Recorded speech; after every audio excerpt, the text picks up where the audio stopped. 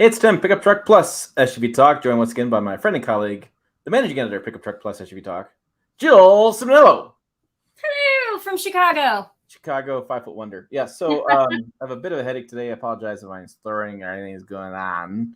But no, just things are a little blame the headache. Yep, not so clear in the head. So we had to do another Wednesday live stream. We're sorry for that, for folks who aren't able to make it. Travel happened, business travel this week. So we will be out of town on a typical Thursday night. Moving along, though, the things that you guys actually care about. We had quite a few things happen this week. I wanted to kind of talk about a few things. So we had we had a really interesting discussion behind the scenes. This is what you really want to know. So we had read a story from a colleague about the best trucks for towing, and Jill sent it to me, and I read it, and we had some back and forth on what we thought of the story and whether we should run something. And so we ran a story. Actually, there was no back and forth. It was me saying we have to counterpoint this because this information, not that it's incorrect, but it's not entirely accurate and could completely steer people wrong. Right. And I was saying, do we really want to go after this colleague a little bit? How are we going to do this? So I was saying there wasn't like arguing back and forth. We're just trying to figure out how to get information out to you guys. So I got tasked with this, as I normally do. And 1,600 words later, here's your story. It basically comes down to this. When you guys see best trucks for towing lists, yeah, just ignore those. Really, just ignore them. Unless they're ours. Unless they're ours. And then, I in the story, I go through a lot. It's on pickuptrucktalk.com about what you need to look for. Payload towing, what things you don't talk about. Why is there dualies? To do dually, not do dually. I mean, there's a lot of information in there that you guys would want to know if you're out there towing first time, which a lot of people are, which is exciting. I'm excited to see more and more truck owners out there, more people out there towing and experiencing nature and out there, getting out of the house, which is something I always need to do more of. But yeah, so there was a best trucks for towing. It's live on pickuptrucktalk.com. Also would love if you guys listen to this live stream right now, or you can do a podcast, maybe tomorrow. Check out the guide section, the gear guides on pickuptrucktalk.com. We have gone through as a staff, picked out some of the coolest things that we have found as far as truck gear, or I made up one this morning about truck gear. We had one yesterday about the Prime Day. There's some cool stuff on there, cool stuff on the list. So I would definitely check that out as far as that goes. Well, and I actually tagged my friend Kristen, who is going to be my Rebel partner, in that post because we've been talking about getting a mini fridge for our truck. Right. To keep cold beverages in the middle of the desert. So I tagged her and I'm like, it's $200 off. Buy now, buy. Yeah, we actually looked at it we're going camping. We actually looked at it for camping too, because it's like $279. It plugs into the car outlet and plugs into a regular 110 220 volt. Mm-hmm. And the Santa Cruz that we're driving actually has a 110 volt in the back of the truck bed. Mm-hmm. Yeah, you could totally make it work. So Tebow the first wants to know, he says, another Toyota Tundra recall came out. Is yours affected? And so my app signed me out as a security procedure, which I freaking like. And so let me see. Well, so my question is, which recall is it? Is it the loose axle nuts one that we posted July 7th, or is it something different? That'd be my question. Yeah. All right, let me see. No.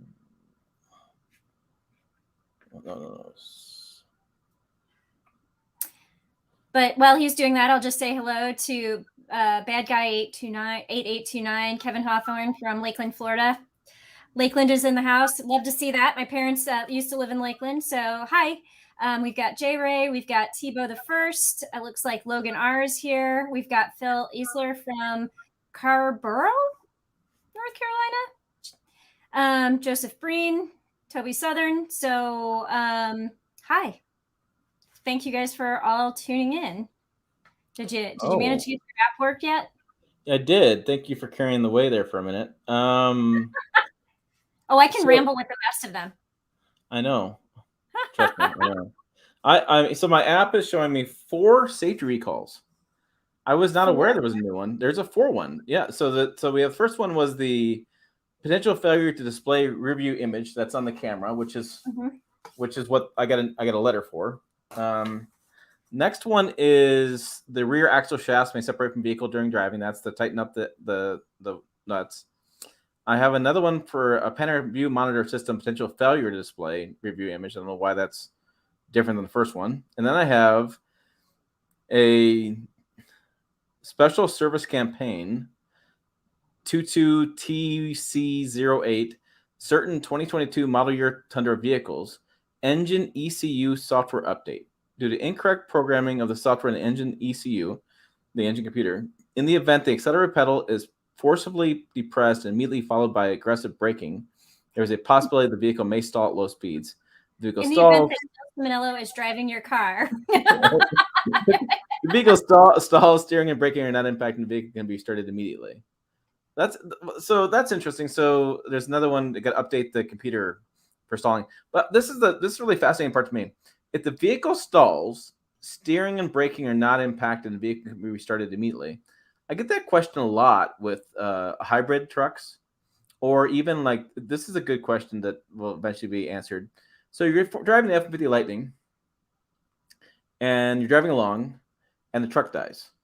There's a glitch with the battery or something, and the truck dies. Right? This happened a lot way back in the day. That kind of stuff. Not so much anymore. So what happens to the Lightning if it's completely out of pop? The truck's off. Can you still steer? Can you still have brakes? Do you have power steering, power brakes? Can you get to the side of the road and stop the vehicle? That's always a question I get. If you are completely out of juice, I'm sure there's a limp mode, first off.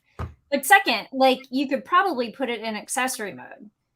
But I want to say your recall is interesting because while I was driving the Tundra, so I had it over the Chicago Auto Show in February this past year. And I actually had it stall on me with a stop start at a stop sign. And I wonder if that's related to the recall. So I was coming up to a stop sign and I probably did slam on the brakes because that's what I do. But the automatic auto stop start engine, like it shut the engine off and then the entire car shut down. And I was able to immediately turn it back on, but it took me a second to figure out what the hell was going on, that the car shut off. And so then I hit the power button, it turned back on. Meanwhile, line of traffic behind me in typical Chicago fashion doing right. So I wonder if it was if that could have been yeah, they might have, I mean, they download data from these vehicles. I mean, they might have seen that event. And what typically happens recalls, they'll see the event somewhere, dealership will put a note in, and then they see a bunch more of them and they start analyzing what the problem is and they start looking through different complaints. And so, because people always reach out to me like, hey, I got a problem with my truck, forward this on. And I'm like, no. The best thing to do is to go to dealership and get it in the system. Because when it's in the system, it's electronic these days, and everybody sees that same problem. And so, like with my stuff, I was going to take it to dealership all the time because, I mean, granted, I reached out to my contacts and they want me to go to dealership, and then at times we could fix it on our own, whatever. But they were trying to fix that stuff. So yeah, I don't know. It's interesting. I don't know what that last recall is. So let's. He says that Joseph Breen says, I hope GM gets sued over the 3-year mandate for OnStar. It's ridiculous. Should be allowed to force a customer to have to if they're not going to use it. That was the last topic we're going to talk about tonight. Was if you guys saw the video, I'll give you some more background on that one. But on GMC Sierra, Yukon, and Buick SUVs, starting as of June of this year, those models will have a $1,500 add-on for 3 years of OnStar service and connected services that's built onto the MSRP price. It's not a dealer add-on, it's a manufacturer mandate. And so you can't argue that off because it's from the manufacturer. So you don't get any choice anymore with buying those vehicles, whether or not you're going to have OnStar or connected services, which are going to be like your phone apps. And somebody said Wi-Fi, but I don't think Wi-Fi is part of that. I think the Wi-Fi is through AT&T, unless they find a way to package that around. But that's what's going on, and it really fired me up because these trucks are already really ridiculously priced, especially the higher trim level ones, and then to tack on $1,500 of negative equity on top of the vehicle when you buy it is just ridiculous. And the fact that guys like me, I never keep a truck more than a year because of what I do, so I'd be screwed unless I can find out some way to transfer it, which I probably could. If I wanted to transfer it, which I'll probably sell it to a dealer, the dealer won't want to transfer it, so I'll just forget about it, which means the money I spent on it's gonna be gone. So well, so here's the thing with OnStar, and I'll be honest with you, I saw your video. I didn't actually really dig into your video or look at the information surrounding it, but OnStar is on every GM product that is put out. And typically what they would do is they would give you a 3-year free trial. And then after 3 years, you can either sign up for it or not sign up for it. Yeah, that's great. And so that's the way OnStar has traditionally worked. And so I just can't help thinking that there's more to this, where they're charging you $1,500 for the 3-year trial. Like I need to dig into this more to see. The weird part is it was very clickbaity. My title was very clickbaity. It was very clickbaity. Sorry, I was pissed. So really, you can. What's really interesting about it is it's not $1,500 in all the vehicles. It varies by vehicle and varies by trim, which is just fascinating because there's no reason why that should be that way. It should just be this is what this is going to be across the board, but it varies by trim, and so I don't know. It was very. I just get frustrated by that stuff. It's like I pay enough subscriptions. Everything these days is subscription based. It's like, come on, let me have choice. So speaking of subscription based, I don't know if you saw the news today that this is not in the United States. I'm going to preface this immediately. This is not happening in the United States. But BMW is going to be charging a subscription for heated seats in South Korea, not in the United States. It's but like all of our compatriots are putting the headline out there, BMW charging for heated seats. And so it's flipping everybody out. I got tagged in posts like where people are like, Jill Simonello, come on, this can't be true. And I'm like, it's not. Our friends and colleagues are, you want to talk about clickbaity headlines, they're putting them out there. And so if you see this story, it is not in the United States. It is not in the United States. I'm going to repeat it one more time. Not in the United States. They tried subscriptions with Apple CarPlay and failed miserably. I feel like they were charging you like $80 a month or something like that to have an Apple CarPlay subscription where it's free for everybody else. And that failed miserably. Everybody said no. And so they took the subscription fee away. Yeah. So I don't see them doing something like that in the United States. But we've done a series of stories about the things for subscription fees, like the Toyota Tundra, where remote start. They're also called things that pissed Tim off. That's another way you can say this. Yeah, another Tim rant. Remote start. Even if you have it on your key fob, it is a subscription fee. And if you don't pay for the subscription fee, it won't work on your key fob. Yeah. And you can't, what really, really grinds my gears on that one is you can't get remote start separately.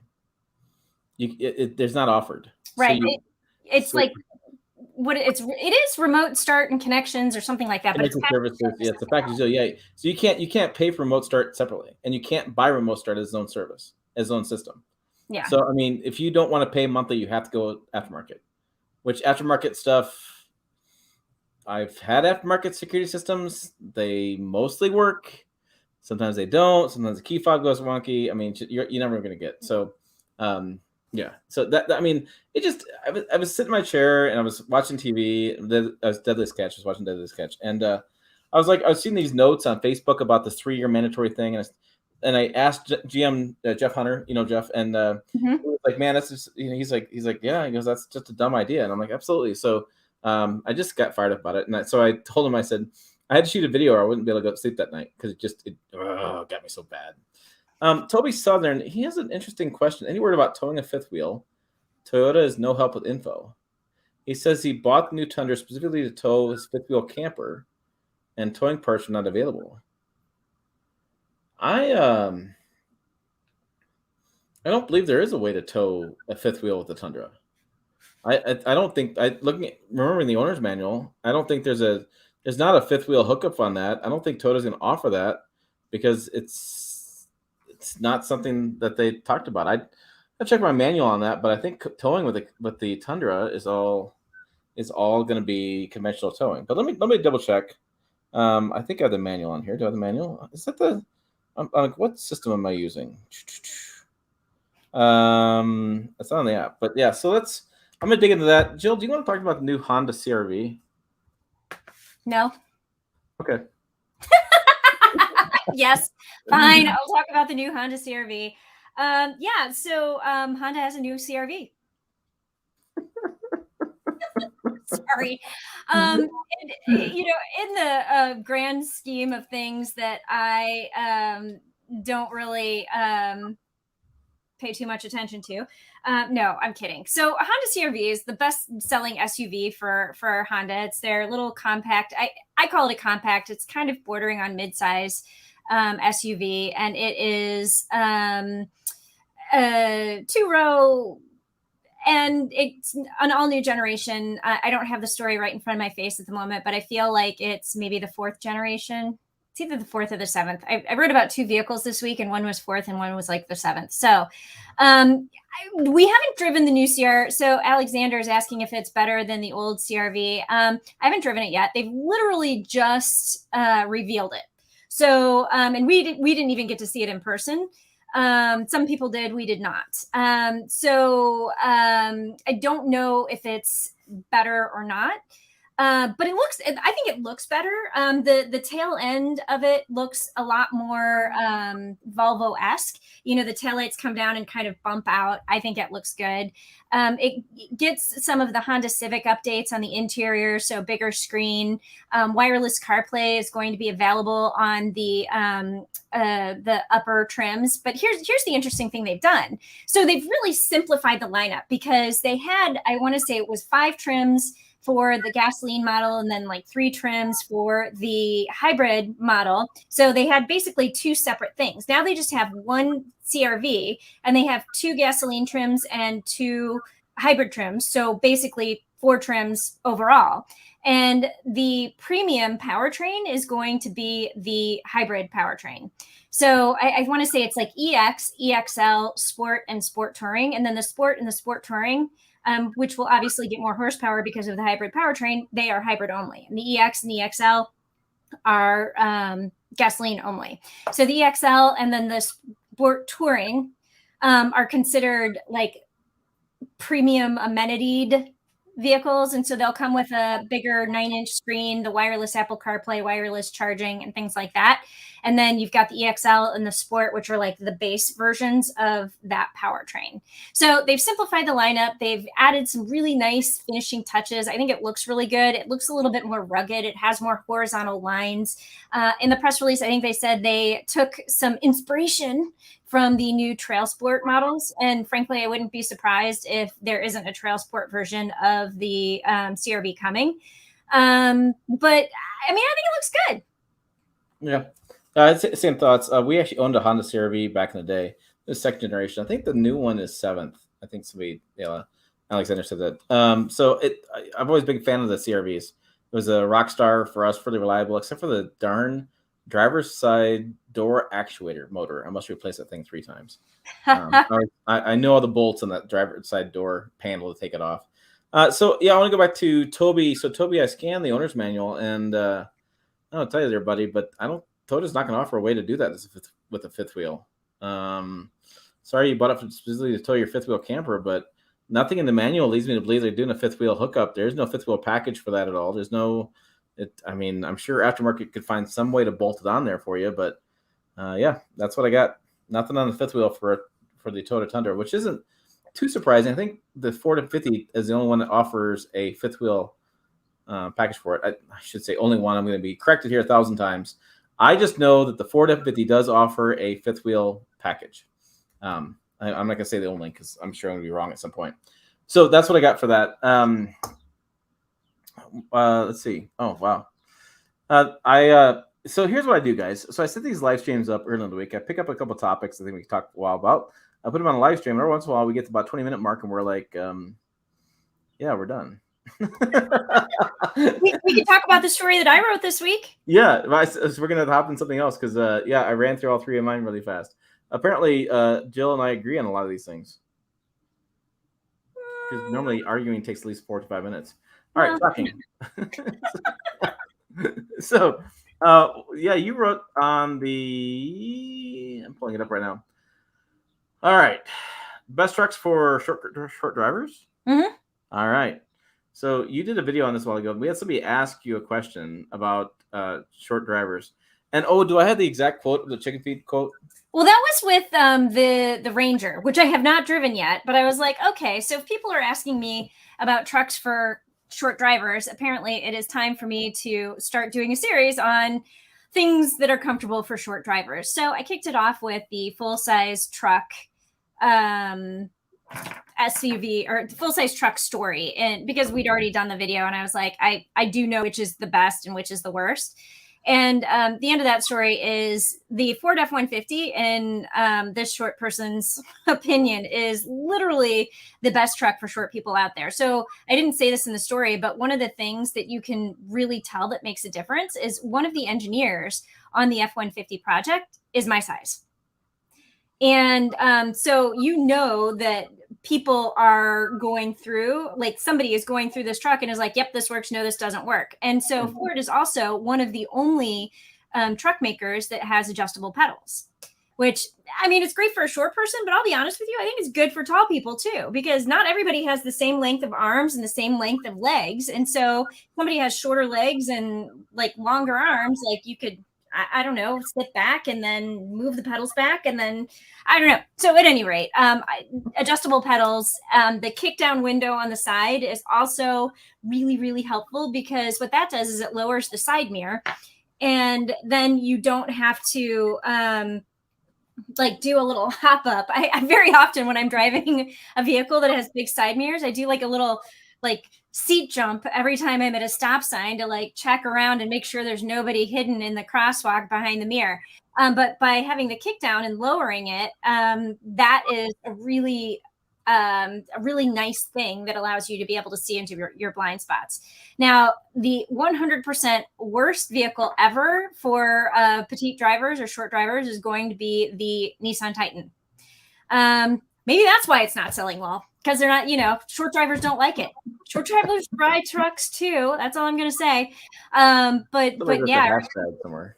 Hashtag short driver or short people drive trucks too. But I mean, there was really very little that was good about that truck for somebody my size. There were blind spots. I sat within 9 inches between like my breastbone and the steering wheel, and the NHTSA says you have to sit 10 inches from the steering wheel in order for it to be safe. You don't want to, have an airbag exploding in your face. So that was bad. Then the from the seat position, my knee got trapped underneath like the dash. And so every time I moved my knee or my foot from like the brake to the gas to the brake to the gas, like I was bumping my knee on the dash and the underbelly of the steering column. So, I mean, it was the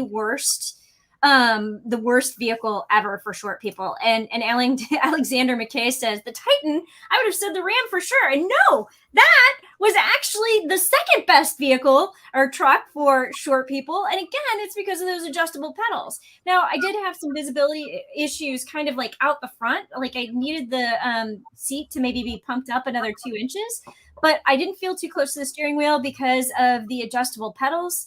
And, I had decent visibility out the side windows, but it didn't have the kick down like Ford does. So it definitely wasn't the best, but it was more doable for somebody who's short than any of the other trucks. I mean, GM and so like Chevy Silverado and GMC Sierra used to have adjustable pedals, but they took them out with the 2019 model year. So that is no good.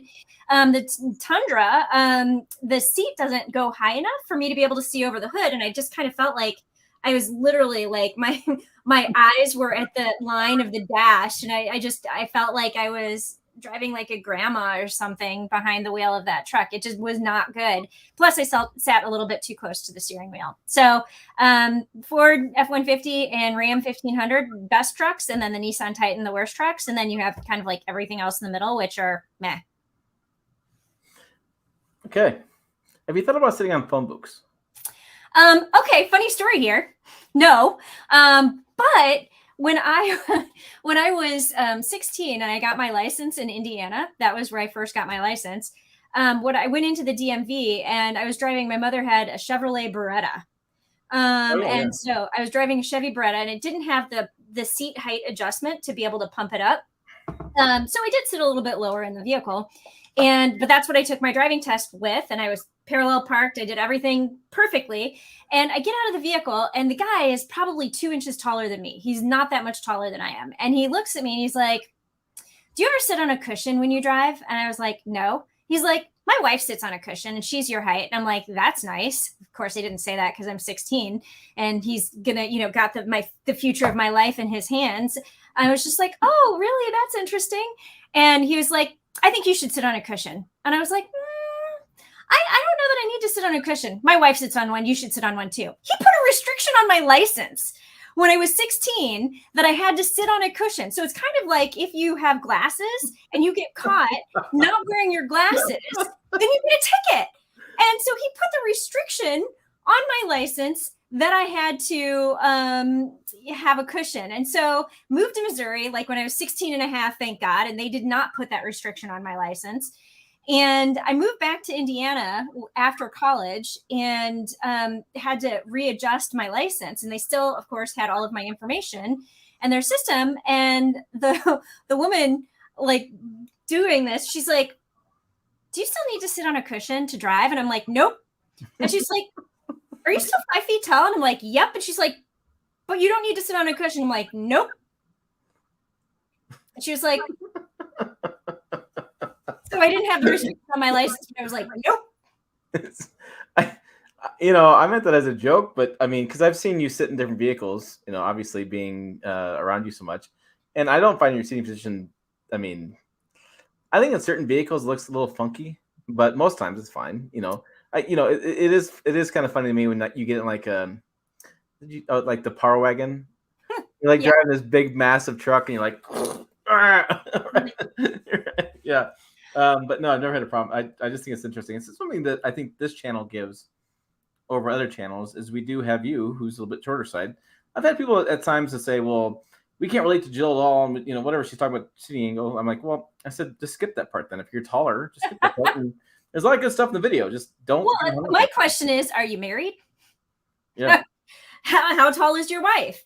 Do you have kids? How tall are they? Because my husband, when he went into college, so 18 years old, he was 5 feet tall and weighed 100 pounds. He was my size when he went into college. He's not my size anymore, but he was my size when he went into college. So, I mean, it's not all about you.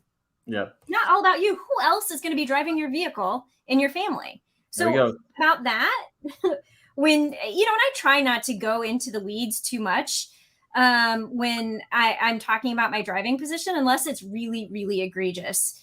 But I mean, if you're going to have somebody else driving your truck, it's important to know that perspective. IMHO.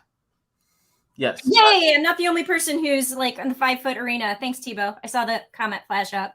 Okay, so Tebow says his wife is 5'1". She knows the struggle, and he's 6'1". Holy cow! I'm gonna go on a limb here and say, Tebow, your favorite feature in new vehicles is the memory seat button. Mm-hmm. Right? So you press the button, you record your memory, moves back. So yeah, it's just, I don't know. But I'm glad we did the video. I'm glad we're doing more stuff on it. We do get asked quite a bit about adjustable pedals. We get asked quite a bit about seat position with Jill. I mean, it's a topic that we're happy to answer. And I do have to answer. Did I like the Beretta? Yes, I did. Oh, yes. And my mom loved it. So it was hilarious. So my mom is also my size. And we were actually trying to get her to buy a different vehicle. And she like got into the Beretta and she was like, the horsepower on this is amazing. And I mean, she didn't quite say it like that, but she's like, this is really fast. And my mother, like, I feel bad saying this, but one of my ex-boyfriends said she had Ethel Merman hair.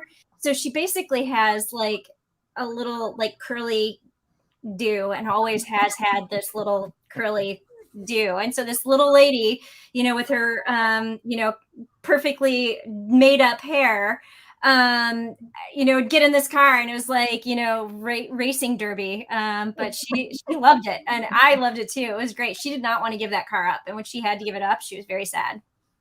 Oh, why did they get it up? Was it time? It was so we bought it when they lived in Indiana and then we moved to Missouri and then we moved to Florida. And when they were in Florida, when my parents first moved there, they didn't realize like how hot it was in the summer, and that there's treatments and things that you can do for vehicles that you're going to be having in the heat. And so her entire dash just bowed. Oh yes. Because it like basically melted, and she didn't have tinted windows. And I mean, it's just the learning curve when you move to a hot climate, you just don't know. And so it just kind of got a little bit wrecked, and she just needed something new. But I think she would still be driving that otherwise. She loved it. Yeah. It's funny how you get absorbed in a vehicle and you want to keep it forever, and just sometimes you do. Some people still have, and that's about trucks, right? We keep trucks for a long time too. I have a friend at the golf course who has a 30 years old. So it'd be a 1980 or 1992 Toyota. It's like the Tacoma. It's that size of truck, the old Toyota truck, and he has it mint condition with a 5-speed manual, still works, same original engine, everything. So they'll be coming on the channel soon, because I was talking to him while I was playing golf, and I was like, dude, I was checking it out, and the body is almost perfect, and the interior is really good shape. And I guess it was somebody's family truck that the person passed away, they inherited, and now use it pheasant hunting, going here and there, and he does basically use the truck as a truck, and it's so great.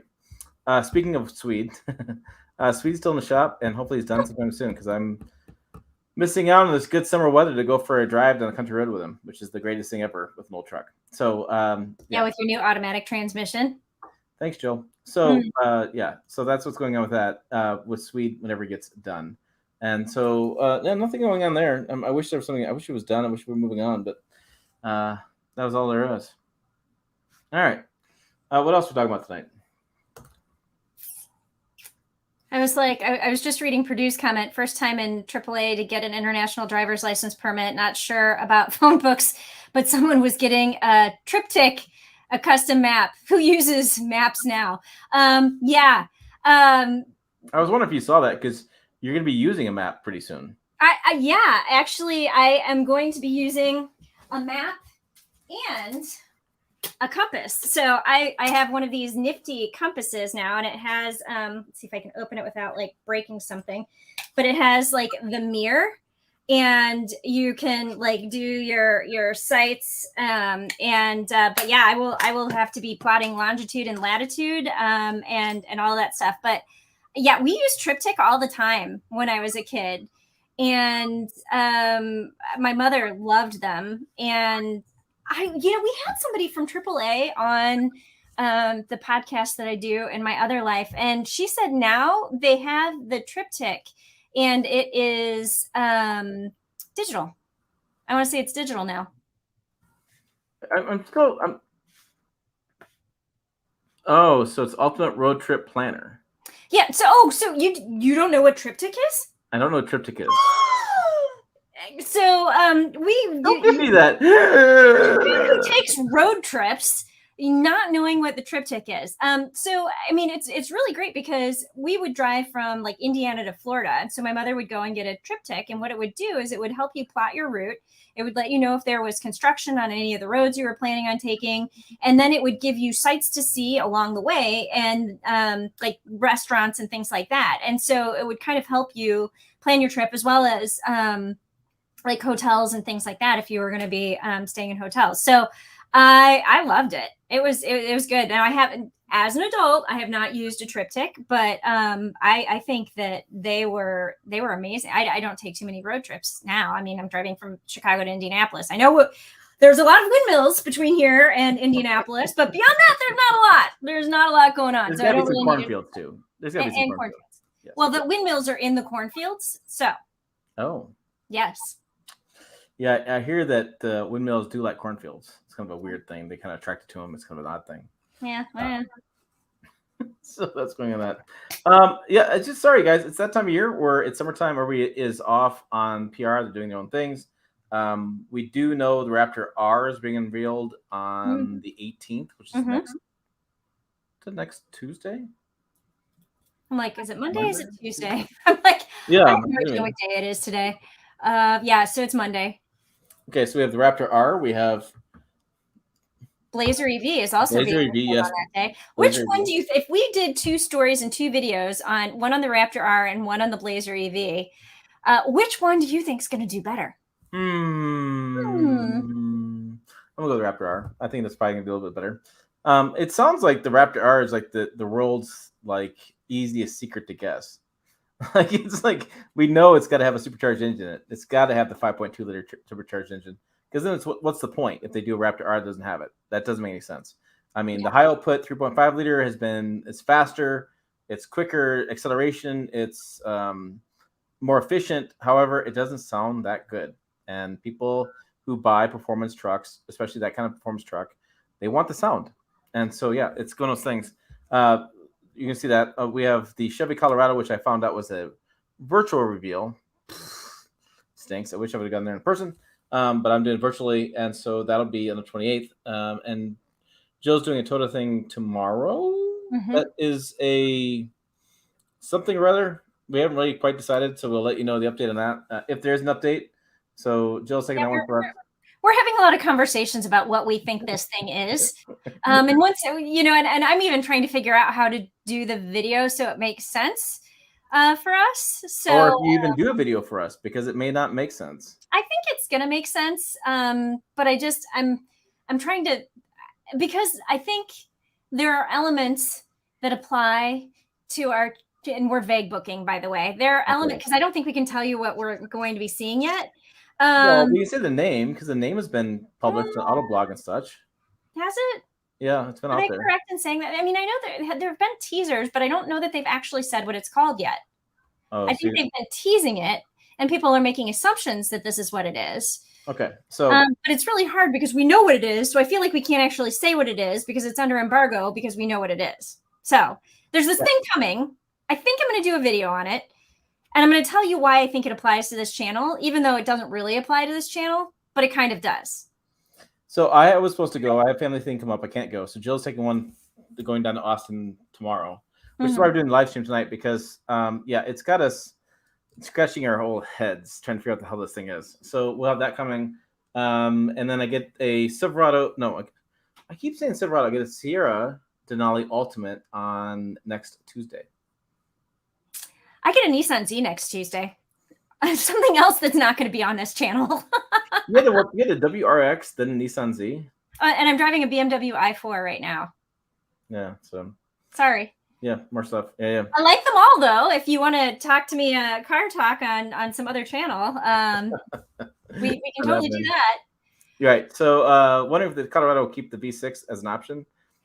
No, I can't see it. There's just no way. With emissions where they're at and with the fuel economy regulations and such, there's no way it can't be a turbocharged engine. I think it's hybrid, diesel, or turbo. I think those are going to be the choices. I think natural aspirated engine is going away. Imagine if only the Frontier and Ridgeline are the only midsize with the V6. Imagine if only the Frontier was the one well, actually Frontier and Ridgeline, yeah, Ridgeline still has one too. Ridgeline will eventually go hybrid too because look at the CRV. They are saying they want 50% of their sales CRV to be hybrid. Well, guess what? That's going to apply to Ridgeline eventually too. So I think Frontier will be a V6 for quite a while because I think Nissan is making bank on that truck and they don't have the money to do a whole lot of things differently. So, I mean, I think they're going to kill the Titan because it just doesn't sell and put more resources in the vehicles that are selling. And I think the Frontier is a vehicle they can build more of and get more sales. So, yeah, I think you're going to see what is going to go on with those trucks. And I am disappointed that we won't be in person for the reveal. I did ask, and we were told it's virtual for us. So if you see some latest TikTok star there, that's not named Jill. Yeah, take it out. It'll be a 2.8. I'd love to see a 3-liter inline 6 in the Colorado, but I think it's too long. I think the 2.8 is a little bit better setup for that. So 3-liter inline 6 it's a longer engine. They can't even fit the Tahoe in it with the Z71 package because it doesn't fit. So I think it'll be 2.8, and the 2.8 is a global engine and it's built in Thailand. I think it's still built in Thailand, and so that's why you'll see it globally. The 3-liter diesel, I believe, is only built in the United States. Double check that, but I know the 2.8 is global. Any chance of you taking it off the air? I don't know the question. I'm sorry. I was going to read J Ray's, and I don't know what Toby's saying. Hey, Tim, Ford no longer recommends a fifth wheel setup on the F50. Oh, okay. Does it offer factory setup? Interesting. So that was interesting from J Ray. there was a time period when they offered the fifth wheel hookup on the F-150. It's just that's a lot on those half tons. So I don't know. I think you can do it aftermarket, like I said, Toby. You can do it aftermarket, but I think manufacturers are going to tell you they're not going to offer it. They're not going to warranty it, that kind of stuff, because it's just a lot of strain on those kinds of trucks.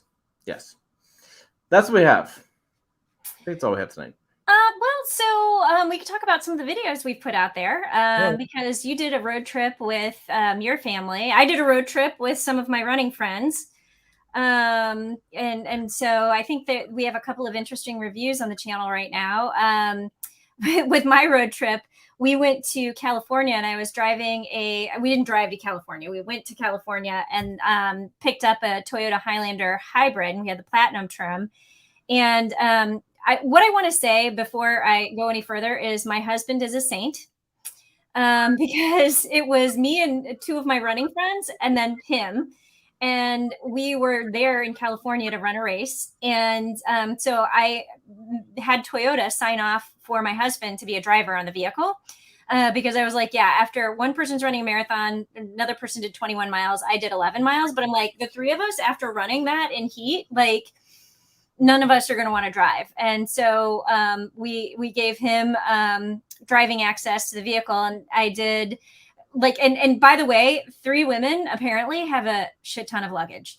I will say I went straight from this to the Rebel Rally training. So I had my normal rollerboard pink suitcase as well as a big duffel bag with gear in it.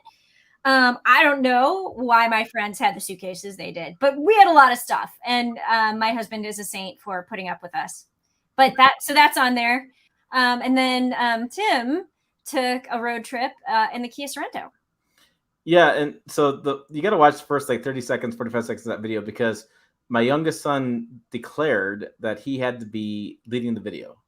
Like, we're talking about it, and he's like, dude, he says, I'm gonna go first, Dad. And I'm like, you know what? He goes, I'm gonna go first. He goes, what are we driving? I said, a 2022 Kia Sorento. He goes, all right, I'm just gonna ask you what we're driving. We're gonna go with it. So it's really cute intro to that video, and it was literally shot on the way to my vacation. And so there was a little bit of luggage in there, family stuck in there. It was really good. It really is a funny video. We have the pisses me off. We have what was it? I didn't catch this video, Jill. I actually didn't watch it. The CarPlay with no touch screen. Oh yeah. So Acura Rdx. So they have this system, this infotainment system in their vehicle. It's called like True Touch, Perfect Touch, something. True Touch, I think, is what they call it. And the idea is you have this little rectangular touchpad that they've put on the center console. So if you've ever driven a Lexus vehicle, kind of like that, but it's not like that, because the idea is this little rectangular pad. If you have something like in the upper left-hand corner and then touch the upper left-hand corner of the pad, you're touching the same place on the screen as you would on the pad. So you're looking at the screen and then trying to touch exactly where you see it on this pad on the screen. And for me, it doesn't work very well. And you could do the swipe motion a little bit. But Apple CarPlay and Android Auto are not set up to be a system where you would use a rotary dial or a touchpad. So using Apple CarPlay in this was super difficult. And there's nothing really new on the RDX for the 2022 model year. I think there was a new paint color and interior orchid material, which wasn't actually orchid. I expected it to be purple when it's called orchid, but it was white. Which I suppose orchids are white, but purple was what I had in my head. So, it wasn't purple. But so it talked a little bit about the colors, but then focused on the infotainment system and kind of walked you through that. And I have a lot of Acura RDX owners out there who, when I've put videos out about this in the past, they're just like, you're smoking crack. I love this. This is awesome. This is the best feature ever. Maybe I just haven't driven it long enough to get used to it. But for me, that True Touch thing, did not like it. There you go. So that's what the video was. I read Toby's comment incorrectly. He said, any chance of talking to you off air? Again, headache. Sorry. So email me at tim@pickatrucktalk.com. We'll talk more about that. But I don't know if I have anything for you, but we can talk about it. Question about direct injection will hurt long-term engine reliability. There's always a question about carbon buildup. There's a question about how the manufacturing deals with carbon buildup. I think we're past that junction point of direct injection being bad or good or whatever. I think we're moving way beyond that. And so while I do think it'll affect carbon buildup, I don't think we're going backwards anytime soon. That's what's going to happen. Yeah, and there's a question about offering the 2.8 and the 1500. That three-liter diesel is so good. There's no way they're going back and forth on that. It's surprising that GM's still doing a 2.8 liter diesel, because most people diesels are going away in some cases. I don't know. Ooh, Suzanne Marshall. Tim, what do you think about a 2023 Ford F350 long bed 7.3 liter 7.3? That's Godzilla engine, right? That's a gas Godzilla. About to order, would love your take. I want to know, this is my question for you. Can you order one? Because we're hearing that there's going to be a refresh on the 2023, and it won't be out until later on this fall. And so I'd be curious if you can order a 2023 right now, or if they're going to make you hold that off. You gotta let me know if you're able to get that order in. I'll be curious. And Kingsley says, "Dude, diesel's never going away." I agree. I should have clarified again. Headache on midsize and half tons. I do question diesels. In heavy duty, I think it's forever. So I might clarify that a little bit. So that's interesting. The dealership would allow you to order a 2023 F350. But what do you think about it? That's the question. Whether it's 2022 or 2023, what do you think about it? I think that it's the F350. Think about this. I've driven the 450. I've driven the 250. I've seen the 350 many times. I think the long bed setup like that. My question for you would be to take that around the corner, or not around the corner, but go on the highway and go for a drive, and hit some bad roads. Because when I've driven the F250s, the suspension has been pretty stiff, and a lot of people are ordering Carlisle suspension systems to replace the stock Ford suspension, because you have the front and rear are solid axle, which is the pro and con solid axles versus the heavy duty GMs that have the independent front suspension. So the solid axles are ride a little bit rougher, but as long as you have weight in the bed, it kind of equals that out. The 7.3 liter, a lot of people love that Godzilla engine because it has no direct injection, no turbos, no nothing. I think you just find that when you're giving up some towing power to the diesel, giving up some fuel economy to diesel. So I don't know. I think it's interesting engine. I haven't heard a whole lot of people that have any complaints with it at all. I haven't really checked much about it. So I think that's probably what you can do as far as looking for that truck. To me, it's ride quality in that. I think it's a good looking truck. I like the tech inside of it. I'll be interested to see if they allow you order that 2023. That's the biggest question I have. Last Star Foster's got a question. He wants to know, what do you think about a new 4-cylinder diesel in 2023 Sprinter? The V6 diesel is going away. You know what? I'm so excited, and this is going to sound so weird. I'm getting a Mercedes-Benz Sprinter van. They have one in the fleet, Jill. They have one, and I love vans. God, this is a headache of mine. I love vans, and so I can't wait to dig in more about that. And I can't wait to see what it's got in it. So he wants to know about the 4-cylinder diesel. I wonder what this has. Let me double check the media site and see what they're sending me. But or can I see it? I don't know if he did it. I don't know if I have the information yet. Oh, okay. 2500 cargo van. Come here. Show me the Monroney. Ooh, it's an interesting color. Is it green? Do you want to see my screen? Sure. Let's see your screen. What is the color? I don't think there's anything on here it's a problem to show. I think everything is nothing big deal here. I'm showing you behind the scenes of Pickup Truck Plus SUV Talk. Which where is it at? It's there. It is green. Totally guessed.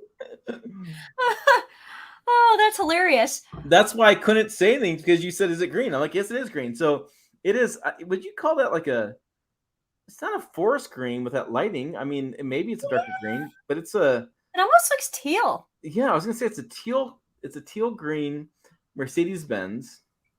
They call it aqua green. Is that what it says in the thing? Yeah. I look. So I'll show you the other pictures.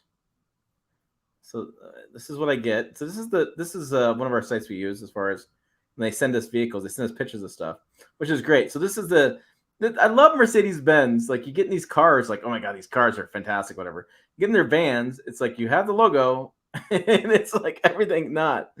Yeah, big sliding door. So I'm going to be curious to see if it'll have like a rear camera mirror in it. I'm so curious. So 816 because it's paneled. I think I'm here for most of that. I was looking at my calendar. I was like, man, I gotta be home. Woo! You have to turn it back in on my anniversary. I do. You will be August 23rd. That's my wedding anniversary. You are going to be for the last 3 days of that. You are going to be at the Lexus RX event. I know, and I got to fly to Denver, pick up a vehicle on the 18th. So I have it 17th, 19th, and 20th. So basically, I have 3 days. That's the thing. Everybody's like, hey, you know, you're gonna have this for a week, 7 days. Well, no. A lot of times you gotta fly somewhere, you gotta do something.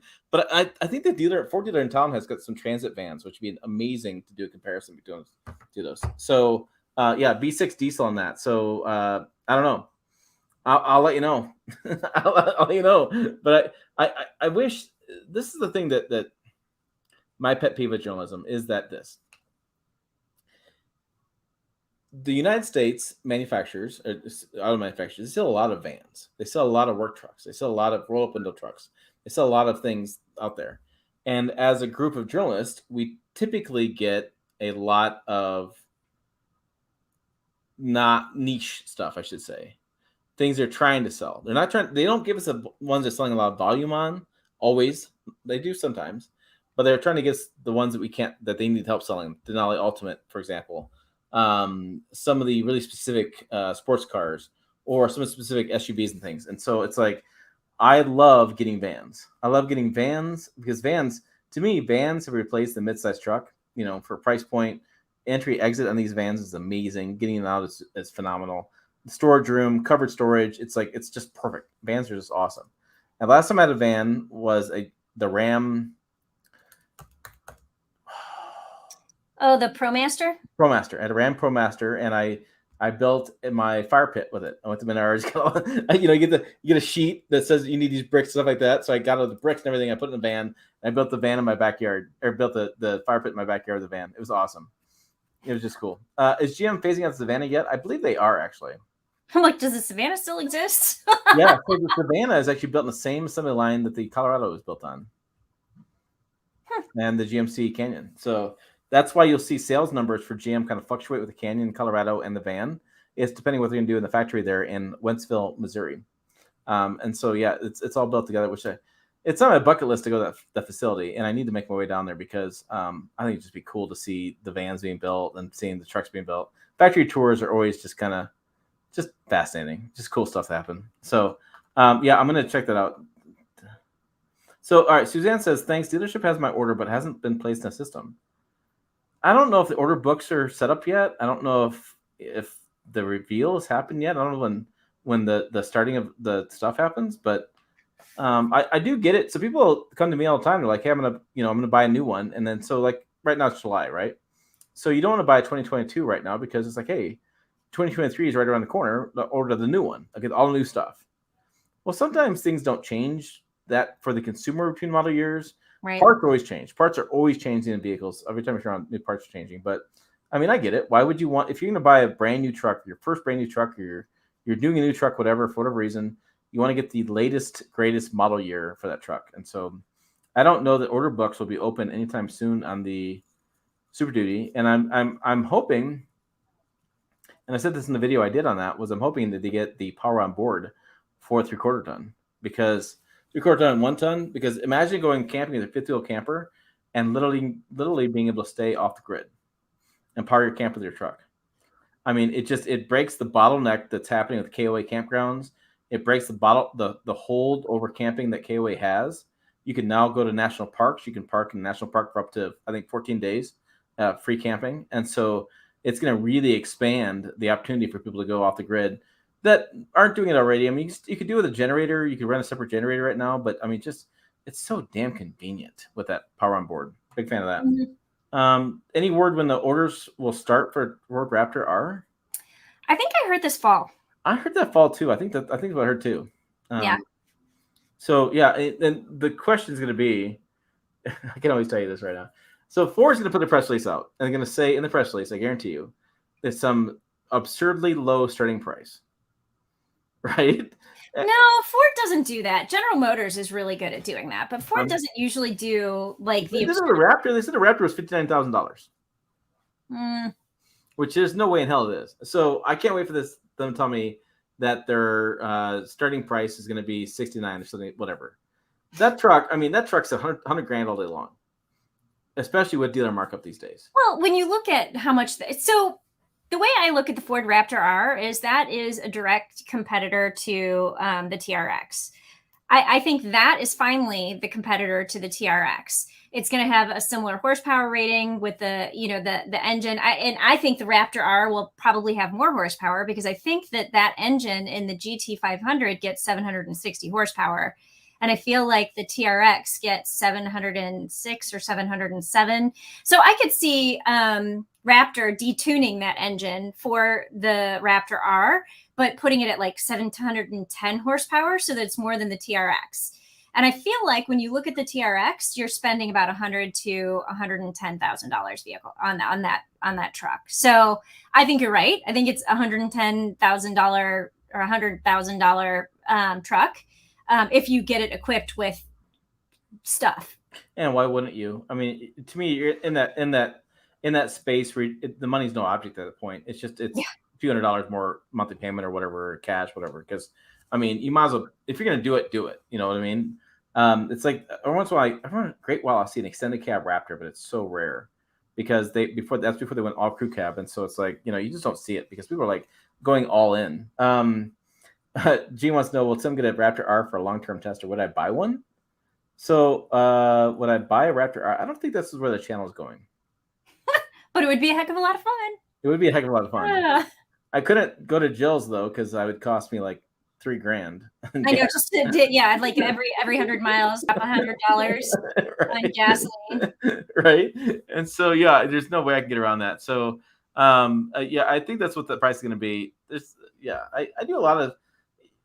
I know you guys talk about analysis paralysis, and I definitely do fall victim to it. But I do a lot of things about different vehicles all the time.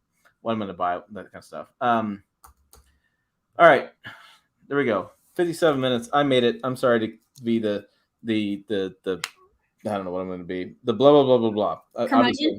Curmudgeon. But that's all I got tonight for you guys. So check us out on pickuptrucktalk.com. More videos coming.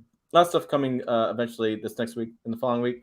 They were booked through the end of July. Plus, again, Colorado, Raptor R, interesting stuff. You guys want to Blazer EV? Come on. Blazer EV. Yeah, I keep reading that one.